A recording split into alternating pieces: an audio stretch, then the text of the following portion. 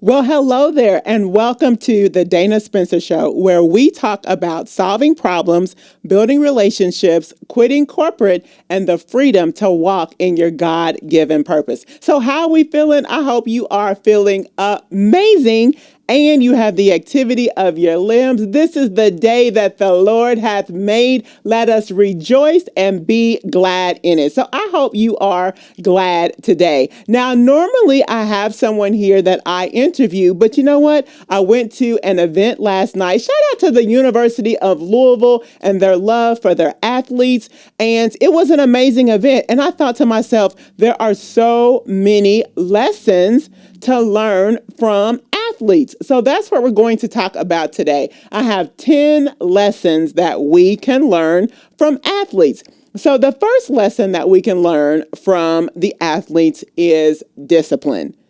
You can say what you want to about athletes, but at the end of the day, they have a tremendous amount of discipline, like the ability to say no to cupcakes and cookies and whatever else that they should not have, the discipline to get up and work out. I was talking to one of the athletes and he was telling me they have to have weight training in the morning. Then they have to have a dehydration test to make sure they're dehydrated. If not, then they have to go drink more fluids to make sure that they are hydrated. And then they have classes and then practice again. And my question to him was, so when do you study? So a tremendous amount of time management skills are applicable as well. So the number one thing is that having discipline. And these are not in any particular order, but they were just the things that came to me. So discipline, a tremendous amount of discipline the athletes must have. And then secondly, flexibility. So one of the young ladies was telling us that she was going to be she was doing volleyball is what she's done all of her life. She gets to the University of Louisville and she starts on the rowing team. Like, oh, okay, this is what we're doing. Because apparently once you are athletic, then you have the disciplines that you need in order to just switch to a different sport altogether. It was amazing. And then it made me think in my life and in our lives, how a lot of people are resistant to change. This young lady, well, it was a couple of them that played volleyball all their lives. And then now here they are on the rowing team because why? They already have the discipline. They already have the athleticism and they just need a few techniques. And then here they are on the rowing team. So when you think about yourself, are you resistant to change or are you flexible enough even in your career? Are you the type of person that's like, you know what, I got to work this job 30, 40 years, and then I'm not flexible enough to pivot and make the changes that I need to make when it's time to make those changes? So the second thing that we see from athletes is that their ability to be flexible. I was completely impressed with that. Third is the teamwork, just working as a team. When you think about different personalities, everybody can't be Jordan, right? Everybody can't be the shooter. Somebody's got to pass the ball. Somebody's got to dribble the ball up court. We can't all score. Working as a team, understanding your role and just being really good at that. Think about Dennis Rodman. They say that he made it into the Hall of Fame without any points. He's just as important being really good on defense and being able to pass the ball to the shooter, knowing what your strongest skill set is, and then your ability to pass the ball off. Being that selfless individual because you recognize I'm not the shooter, but I can contribute. So amazing being able to have this teamwork mentality, and it's not all about you. It's about the betterment of the team. It's about winning overall because we all want to win, right? And so once we understand the specific value that we bring to the team as a whole, then that's when we win because we realize that we are not the best shooter, but we do have something to contribute. When I think about adding value, how can you add value to the team? When you think about real estate, We buy property that everybody else doesn't like. It needs some tender loving care. We add value to the property, and now we can sell it for a lot of money because we saw the need. We were able to add the value. Same thing with being an athlete, being able to see what value you are able to contribute to the team. So, and then fourthly, togetherness. So the cute little thing that I saw at this event was all of the volleyball team would come over and talk as a group. And then, the track team would come over as a group. They just stayed together. How important is it to stay together? Because when I think about, you're having to work as a team, but then if you are surrounded by people that don't have the same work ethic as you do, don't have the same discipline as you, imagine what type of distraction it would be to have people around you that didn't have the same goals as you. So think about how important it is for the basketball team to stay together. Why? Because we got practice together, we can eat together, we can study together. So the togetherness and not getting on one another's nerves, understanding everyone else so that we can work together in order to win. So many amazing lessons from athletes. And then the focus. Can you imagine the focus that you need in order to be really good at a sport, really good at basketball, really good at football? But what we've seen is if you're athletic, you have the ability to transfer. And I talk a lot about transferable skill sets. If you have the skill, let's say you like to see that transformation. Let's say you're a hairstylist. Somebody comes in your chair and their hair is toe up from the flow up, and you're able to transform them. And then when they leave out, they look amazing. It's the same skill set with real estate. You buy a property that needs a little tender loving care, you add value to it, and now it's an amazing house for somebody else to live in. So you have these skill sets that transfer from one thing to another. But imagine having that focus that you need at the time that you need it. If I'm playing volleyball, then I'm focused on volleyball. If I'm a rower, I'm focused on rowing. So making sure you have the focus when you need it at the time that you need to have it. So just unbelievable. And then if you're keeping track, I hope you're taking notes. 6 is being goal oriented.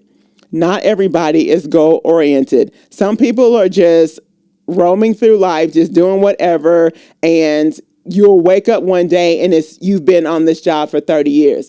What goals do you have? And I know a lot of times people get on athletes for, having the goal of making it to the NBA or the NFL or whatever it is that you want to be in. Kudos to them. Kudos to them for having that goal and to go all in on that particular goal. I love it. I far appreciate that a whole lot better than you just wandering through life without having a goal. And I'll be honest and transparent right now. I was the type of person when I was in college that I didn't set goals. I didn't have New Year's resolutions. I was the one that was wandering through life. Don't be like that. Have a goal, have a plan, have a strategy, right? And the people around you should be goal oriented as well, because if they're not, they're going to be a stumbling block or a distraction from you. So definitely, I love being goal oriented. And then number 7 is a dreamer. Anybody who knows me, and my friends talk about me all the time, I might need to get some new friends. Just kidding. Just being a dreamer. It's okay to dream. Just think about when you were a child, what it was that you wanted to do when you grew up. What was it that you wanted to be before somebody told you that you couldn't do it? I can remember saying that I wanted to be a teacher. And I had an uncle that was like, teachers don't make any money. Well, obviously I wanted to make money. So when he told me that, then I'm like, okay, so what else can I do?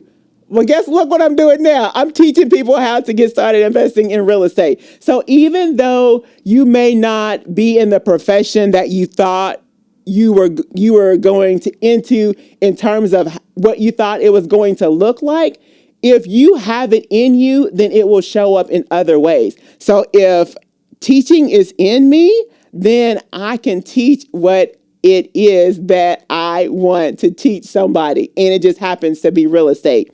So think about what you wanted to be when you were a child. Go back there. And are you fulfilling your God-given purpose? If it was teaching, if you wanted to be a firefighter, if you wanted to be a police officer, if you wanted to be an astronaut, whatever that looked like for you prior to somebody telling you what you couldn't do. Because that's where we're at. There are probably millions of people who are doing jobs that they don't even love because at some point someone told them that they couldn't do it and they believed them and they did not pursue their dreams. Don't you be that person. I was having a conversation with a friend of mine and she was talking about, and Louisville is so small. So anyway, she was just talking about this generation in terms of if they don't want to do something, they don't do it. Whereas for me, I had to work 2 jobs in order to put my son through Christian school, as well as to put him through the extracurricular activities that came along. Don't get me wrong, I wouldn't trade that for the world. But these young people, if if they don't want to do something, they don't do it. And I'm learning from their book. So guess what? If I don't want to do something, then I don't do it. And when we think about your career, if you're in a job that you hate, you're frustrated, you're cussing everybody out, how about we take a look at the example from the athletes and figure out what is it that you really want to do and just pivot into that. And potentially now you can have some joy. Why? Because you're walking in your God-given purpose. And then next, we are on 8, determination. Athletes are so determined. If they want to go into the NBA, they are determined to get there and nobody is going to stop them. And you think about the people out there who are saying, oh, only 2% of athletes make it to the NBA or make it to the NFL or whatever that is. Don't be that person. Don't be that person that rains on somebody else's parade. Let them be determined to get to their goal. And guess what? Since they've got so many amazing characteristics, they're going to figure it out and pivot into something else that they can be disciplined and determined and focused and goal-oriented about. So don't you be that person. Encourage, motivate, inspire them. Be their number one cheerleader. That's where I'm at now. I want to be your number one cheerleader if you're an athlete out there. Why? Because I believe in you. I believe in your gifts and your talents and your discipline and your determination that you're going to get to your goal. And if something happens that you're not able to get to your goal, you have the characteristics to pivot into something that is what God has created you for. And then self-awareness. A lot of people, only 10 to 15% of people are really self-aware. We have been lying to ourselves. I know one thing that I have lied to myself about is being detail-oriented. Like if you were to pull up a resume for me 20 years ago, that was like my main thing that I would say, oh, I'm detail-oriented. No, I'm not. The truth is that I miss details. I'm the person that reads the coupon and I say, oh, I'm sorry, you overcharged me because the coupon says buy one, get one free. And they're like, no, ma'am, it says buy one, get one 50% off. And I'm like, oh, my bad. Sorry. This self-awareness, what is it that you really want to be when you grow up? Like in terms of helping people to achieve their goal. Are you self-aware to know what it is that you want to do, what you're capable of, and then working hard to get to that goal? Self-awareness. And then finally, they have an amazing work ethic. When I was talking to those athletes, just in terms of the discipline to get up, the work ethic that I'm just not going to quit until I get to the goal. That makes me think about, once again, do you see the correlation between real estate and athletics? Now I see why the Lord helped me to put these two together.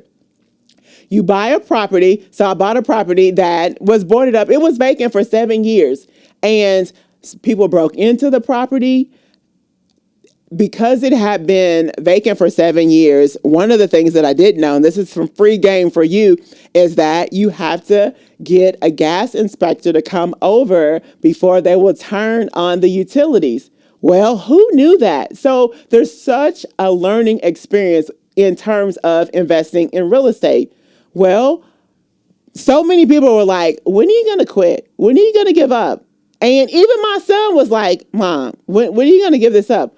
Well, I have this in me that I wasn't going to quit until I get to the goal. What was the goal? Getting to the kids' ads, getting to the monthly passive income. I was determined not to quit. Having that worth ethic. And that's the same thing that athletes do. They have a tremendous amount of worth ethic. So if you were keeping up, number 1 was being disciplined. 2 was flexible. 3, teamwork. 4, together. Like they would come over in the cutest little groups. It was so cute. 5 is being focused. Know where it is that you want to go and don't let anybody distract you from getting to your destination. And then goal oriented. Set goals and then have tangible tasks in order to help you to get to those goals. And then 7 was a dreamer. Like, it's okay to dream like when you were a little kid.